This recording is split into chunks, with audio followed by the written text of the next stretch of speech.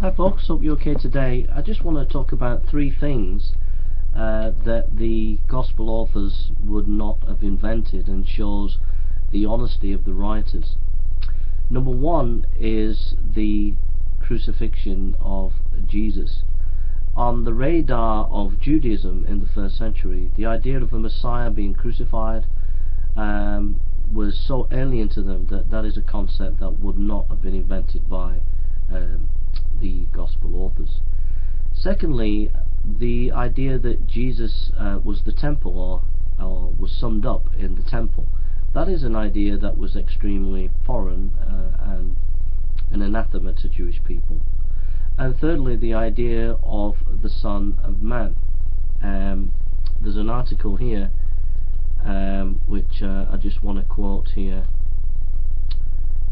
which you can actually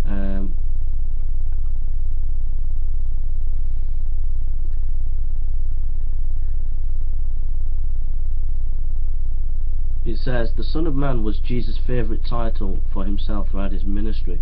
First of all, Son of Man is employed to Jesus' earthly ministry in Mark 2:10 and 28, Matthew 13:37. Writes, quote, at that time Jesus went through the grain fields on the Sabbath. His disciples were hungry and they began to pluck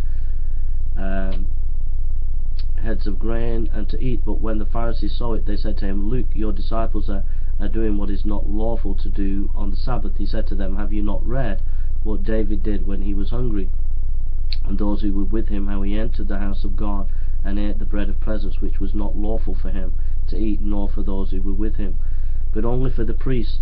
Or have you not read in the law how on the Sabbath the priests and the temples are profane, the Sabbath, and are guiltless?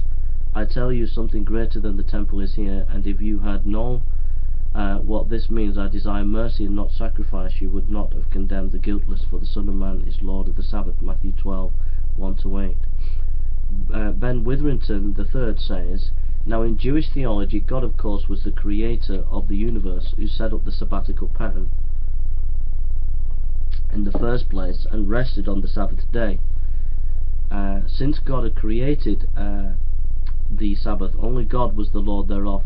Yet here Jesus claims as Son of Man to be Lord over the Sabbath, and claims that he can interpret the Sabbath to mean this is the perfect day to give sick people rest for their illness, even though this activity constitutes work by an Old Testament definition. In other words, as Son of Man, Jesus felt he could rewrite the Sabbath rules.